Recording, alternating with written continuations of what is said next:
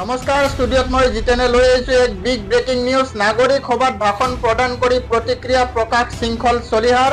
নাগৰিক সভাখন নিৰপেক্ষ নোহোৱা এটা নিৰ্দিষ্ট ৰাজনৈতিক দলৰ পৃষ্ঠপোষকতাত অনুষ্ঠিত হোৱা বুলি অভিযোগ শৃংখল চলিহাৰ। প্ৰকৃত নাগৰিক সভা হোৱা নাই, ৰাজনৈতিক সভা হোৱা বুলি অভিযোগ শৃংখল চলিহাৰ।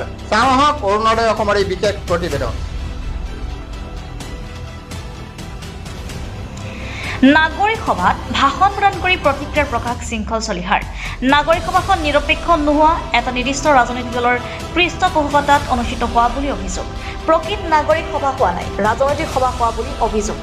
মই হিমন্ত বিশ্ব শৰ্মাৰ চাহটোকে গছকি পোৱা নাই। মোক যদি কয় হিমন্ত বিশ্ব শৰ্মাৰ পৰা পইচা লৈ কাৰোবাক নিৰ্বাচন জিকাব বিচাৰিছোঁ, তেন্তে মই কওঁ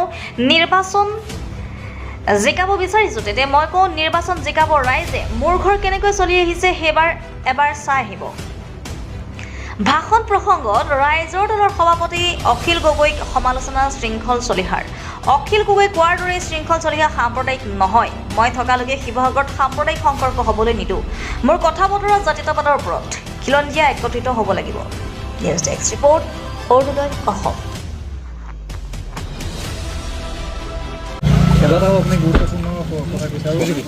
চব নাগৰিক সভা সদায় নিৰপেক্ষ হ'ব লাগে। আমি বক্তৃতা দি আছোঁ, আমি কি ক'ব লাগে ক'ম। তাৰপিছত যদি আমাৰ বক্তৃতাৰ পিছত নাগৰিক সভাই কয় যে এনেকুৱা মন্তব্য নহ'ব, এতিয়া চাওক, ইয়াত নিৰ্দিষ্ট এটা ৰাজনৈতিক দলৰ মানুহ ইয়াত সৰহকৈ আছে। ইয়াত এটা ৰাজনৈতিক দলৰ মানুহ বেছিকৈ আছে। আৰু এখন এটা ৰাজনৈতিক, মই সেইকাৰণে সভাৰ পৰা ওলাই আহিছোঁ, কাৰণ এটা ৰাজনৈতিক দলৰ পৃষ্ঠপোষকতাত এখন সভা হৈছে। শিৱসাগৰত প্ৰকৃত নাগৰিক সভা হোৱা নাই। স্পষ্টকৈ ক'বলৈ নাই, আপোনালোকে ভিতৰত সভা ত্যাগ কৰিছে। আৰু এটা কথা শুনক, নাগৰিক সভা কি হ'ব? নাগৰিক সভাত সকলোৱে মন্তব্য শুনিব লাগিব। এখন ৰাজনৈতিক সভাহে হৈছে আৰু সেইকাৰণে মই ত্যাগ কৰিছোঁ। আৰু প্ৰকৃত নাগৰিক সভা অনাগত দিনত শিৱসাগৰৰ জ্যেষ্ঠ মানুহখিনিয়ে দিব বুলি মই আশা কৰোঁ। দিয়া নিদিয়াটো কি আছে, মই এনেও আমাৰ স্থিতি আমি পাতিম। কিন্তু এটা কথা, মই হিমন্ত বিশ্ব শৰ্মাৰ চাহটোও গছকি পোৱা নাই। আৰু মোক যদি কোনোবাই কয় মোৰ ঘৰ কেনেকৈ চলি আছে আপোনালোকে চাই আহিলে হ'ব। মোক যদি কয় মই হিমন্ত বিশ্ব শৰ্মাৰ পৰা পইচা লৈ কাৰোবাক ইলেকশ্যন জিকাব লৈছোঁ, মই ইলেকশ্যন জিকাব নোৱাৰোঁ, শিৱসাগৰৰ জনগণে জিকাব।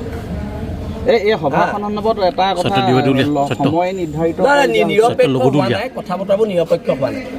আপোনালোকে যিটো আন্দোলন অব্যাহত ৰাখিছে সেইটো অব্যাহত থাকিব, সেইটো আমাৰ লগত গঠনৰ আলোচনাৰ পিছত হ'ব, সেইখিনি মই ক'ম। কিন্তু এই সভাখন নিৰপেক্ষ সভা হোৱা নাই। ধন্যবাদ।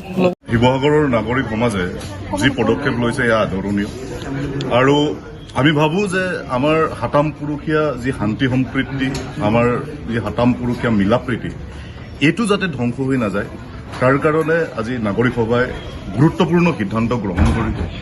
আপোনালোকে দেখিছে যে বিজেপি আৰু RSSে শাসনলৈ অহাৰ পিছৰে পৰা তেওঁলোকৰ যিটো পেন ইণ্ডিয়ান হিন্দুত্ববাদ, সেইটো প্ৰতিষ্ঠা কৰিবলৈ বিভিন্ন ধৰণৰ কাৰবাৰ কৰিছে। আপোনালোকে দেখিলে যে যোৱা 17 জুলাই তেওঁলোকে হিন্দু বাংলাদেশী বিলাকৰ বিৰুদ্ধে যি বিদেশী ন্যায়াধিকৰণত গোচৰ আছিলে 69,500, সেই 69,500 বিদেশী ন্যায়াধিকৰণৰ গোচৰ তেওঁলোকে প্ৰত্যাহাৰ কৰিলে।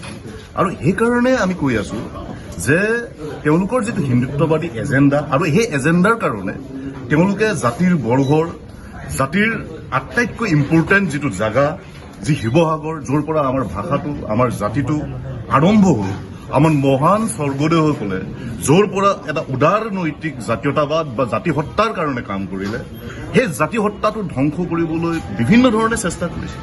এখন গুজৰাটৰ দৰে সাম্প্ৰদায়িক সংঘৰ্ষৰ এটা পৰীক্ষাগাৰ বনাব বিচাৰিছে, সাম্প্ৰদায়িক সংঘৰ্ষ লগাবলৈ বিচাৰিছে। আৰু শিৱসাগৰৰ নাগৰিক সমাজে ইয়াৰ বিৰুদ্ধে অৱস্থান লৈছে। আটাইতকৈ গুৰুত্বপূৰ্ণ কথা, চৰকাৰে বা ৰাষ্ট্ৰই সাম্প্ৰদায়িক সংঘৰ্ষ লগাবলৈ, শিৱসাগৰক এটা সাম্প্ৰদায়িক সংঘৰ্ষৰ পৰীক্ষাগাৰ বনাবলৈ বিভিন্ন ধৰণে কূটকৌশল ৰচনা কৰিছে।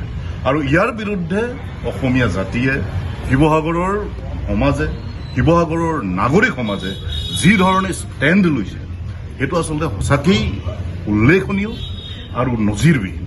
আৰু সেইকাৰণে আমি ক'ব খুজিছোঁ যে শিৱসাগৰত কোনো দিনেই বিজেপি RSSৰ যি এজেণ্ডা, সেই এজেণ্ডা পৰিপূৰ্ণ হ'বলৈ দিয়া নহ'ব।